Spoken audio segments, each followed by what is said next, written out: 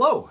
Thanks for tuning in to Duck Bricks. I am the Brick Archivist, and joining me today for discussion is my partner, Brick. Hello there. Today, this is the first video in a series about every single LEGO Star Wars minifigure ever created, starting off with the Phase 1 Clone Troopers and Phase 1 pilots. So, without further ado, let's take a look at the very first Phase 1 Star Wars Clone Trooper, the one from 2002 to coincide with the release of Attack of the Clones. Brick, what are your thoughts on this figure? So, just kind of objectively on this one, I quite appreciate the depth of the head mold, something that you don't see on many of the different figures.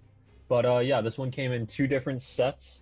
It came in the original Republic gunship and the original ATTE. Interesting how few sets it came in for being, I guess, objectively a figure that's good for army building. And we really wouldn't get our next variant until 2008. So between 2002 and 2008, there was essentially a gap where you couldn't obtain these, which is really interesting to me because LEGO typically tends to put out some stuff for army building. But yeah, I guess not for this one.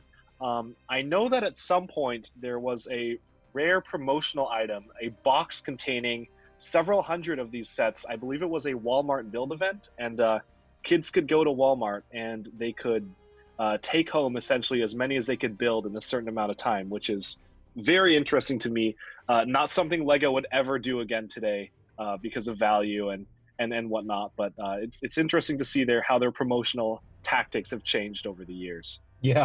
The other thing to note about this one is that the visor is not actually printed. It's just a slit in the helmet.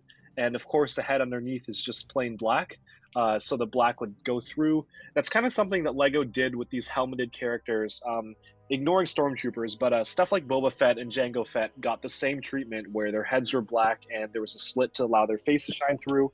A remnant from that's actually still coming out in sets today in 2020 is, of course, the Royal Guard, the Imperial Royal Guard, which still has that slit for the black face to shine through that hasn't really changed at all since its inception. And to a lesser extent, Batman with the headband.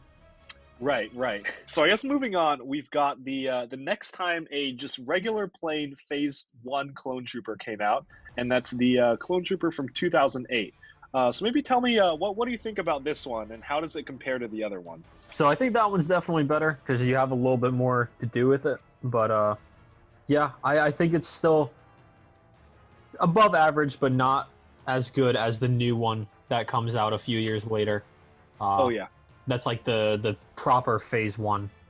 This one still has kind of that weird dimensions in the different printing from the TV show, as you can see with a lot of the figures from that line.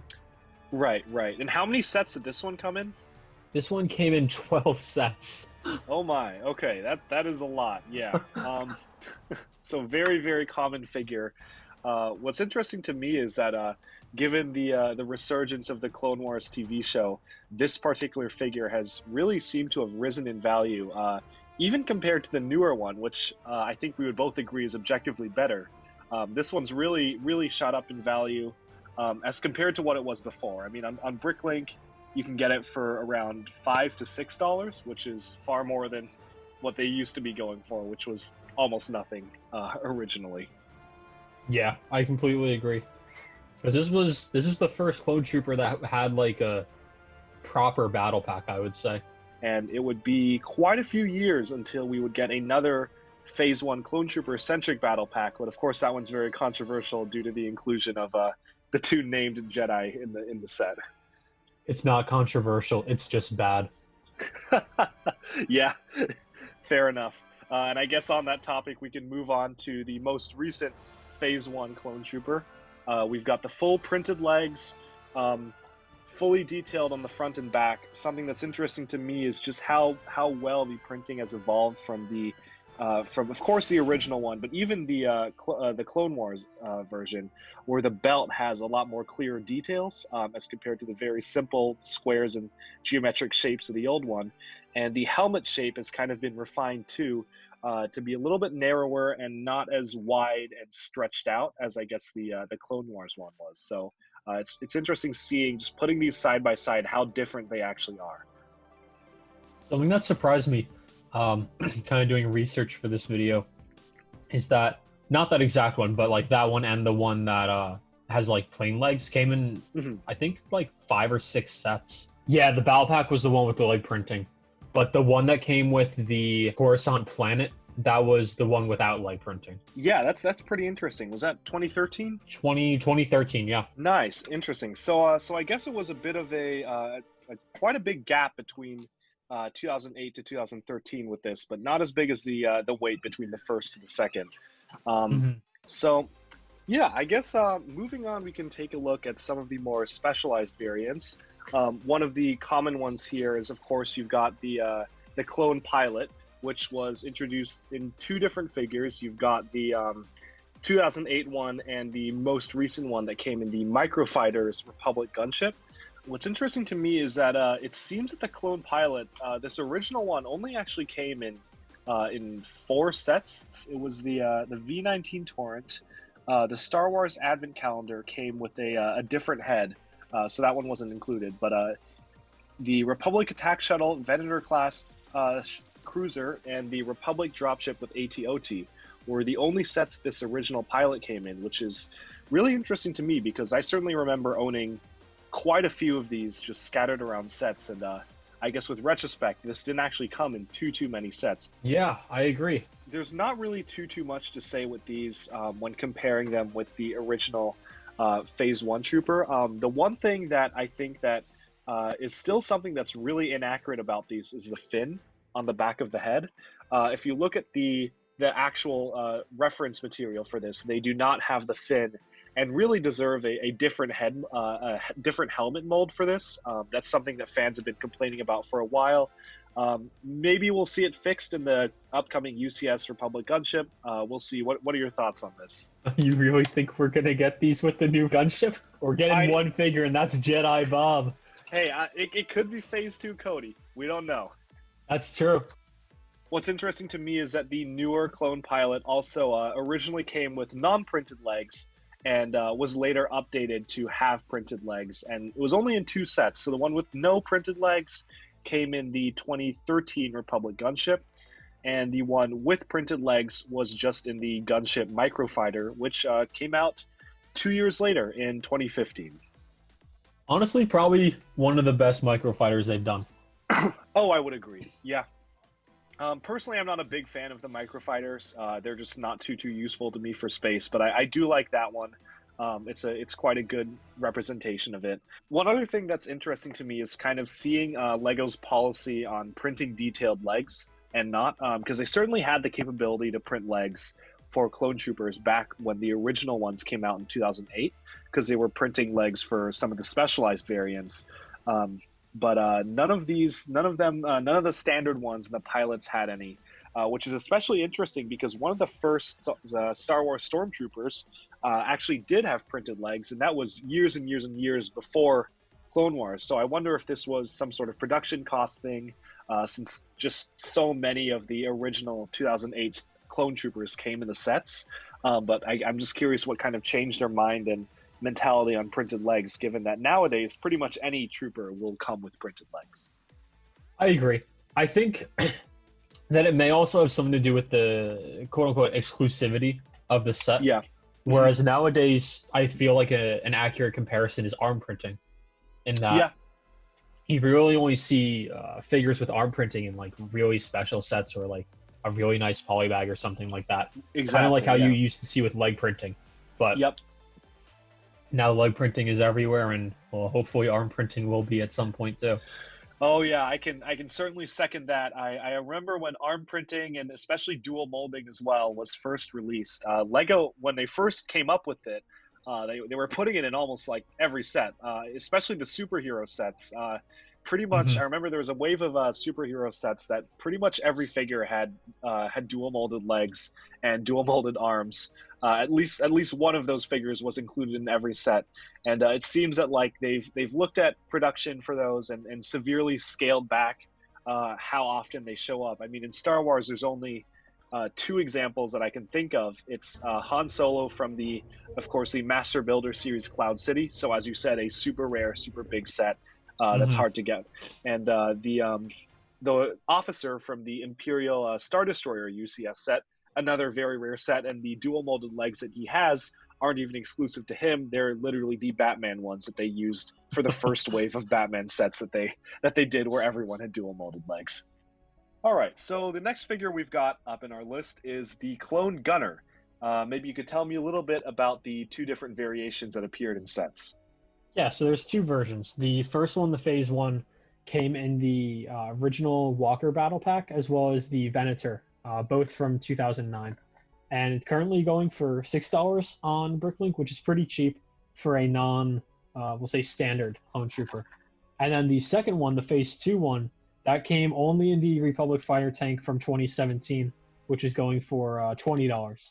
Interesting. Yeah, it's this particular figure is interesting to me because obviously this is not really seen too much in the show. They're usually pretty much background characters, and literally the only time that I think you'd see them in action is just on a Venator or a capital ship firing the cannons. So it was interesting getting him in a battle pack, especially for 2009, where battle packs were usually pretty focused on army buildings. Of course, nowadays it's very common to get a strange variant or maybe a slightly less useful one, like an officer. But of course, this is much better than an officer, I think. Yeah, I totally agree. That being said, for the second variation, I think that one is even more obscure than the first. To my knowledge, it doesn't appear in anything canon, and I think it really only was in the Revenge of the Sith video game. Huh, interesting. Yeah, I'm looking at that right now as well. It seems that like there's not really much information online about it. There's an ATTE tank gunner, where it seems that the image is the same. It says that it appears in the Clone Wars, but I think that means that it just like it was implied to appear because the ATTEs appeared in those episodes. Because I do not remember seeing this. What's also interesting is that the set it appears in itself is a Legends material set. I don't believe that tank ever appeared in a canon piece of media, which is really interesting, seeing that we've actually gotten two versions of that set. I know it was supposed to appear in the Clone Wars show, but was removed or canceled, which is why we got the original one. But getting a remake of it, especially because it's non-canon in a time period, I mean, 2016, we rarely ever get any Legends material sets ever these days. So it was quite interesting to see this appear. Yeah, Speaking about the minifigures themselves, it's interesting to kind of see how printing has improved from Phase 1 to Phase 2, given the amount of years between them. If you look closely at the helmet of the Phase 1 gunner, the greenish printing is very, very pixelated. And if you zoom in, you can clearly see that it's not quite perfect. And there's some paint markings that kind of spill over into the brown. And it's not really a perfect helmet, and I think no two helmets are really the same in this regard. Versus the Phase 2 one, where they seem to have gotten the printing pretty much down pat. And of course, you have the style redesigned to kind of fit a little bit better with the movie continuity, despite the fact that this never appeared in the movies. You've got the movie style belt, which is identical to the standard movie style clone troopers, and you've got the printed legs, which of course are now a mainstay on most Star Wars clone trooper figures. hmm yeah, I agree. There's very clearly an upgrade in the printing between the two. Right, and of course we can't not mention the difference between the angry clone from Clone Wars and the angry clone head that we are more used to nowadays. Of course, a sharp increase there. Yes, very much so. The final note about these figures that I think reflects a slight change in their design philosophy for these figures is that if you notice on the first one, the arms are dark gray, and the new one, the arms are just white.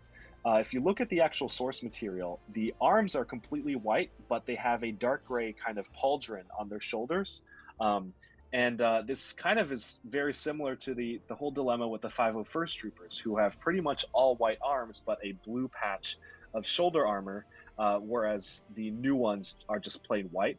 Of course, this is something that could be very easily fixed with arm printing today. Just put a little piece of gray or blue coloring on the shoulder, but not something that LEGO does normally. And we'll touch into this more when we get to our video on the 501st Troopers. But it's kind of interesting to see just a hint of how LEGO would kind of change how they saw these figures working, and how they would treat that kind of shoulder armor as, do we color the entire arm to make it separate, or do we just make it a little bit more accurate and make the entire arm white? Yeah, I find that interesting as well. I probably prefer the full solid darker color of the first one, but I can see where Really they were going interesting. with the second. But yeah, because at least with the first one you have a hint of the color, whereas the other Yeah. one is just pure white. Yep. So maybe that's something they're just doing as a whole with the troopers as a line. But Yeah, yeah, it definitely seems emblematic of all these troopers, so that makes sense to me. Okay, so I think that about wraps up our discussion on just these first few minifigures. Over the course of this video, we've seen how LEGO has improved from 2002 to putting out some minifigures that were seen in sets as recent as 2016. Um, of course, we've seen the evolution of the standard Phase 1 troopers, the pilots, and the gunners. And keep an eye out for next time when we discuss some of the more unique and specialized variants, like the Lieutenant Troopers from Episode 2, and some of the unique variants like the Bomb Squad and the Horn Company Trooper from the Clone Wars. Thanks for tuning into Duck Breaks with me and Brick. I'm the Brick Archivist, and be sure to subscribe for more LEGO news, reviews, top 10s, analyses, comparisons, and many, many more coming very soon. Thank you. Bye-bye for now.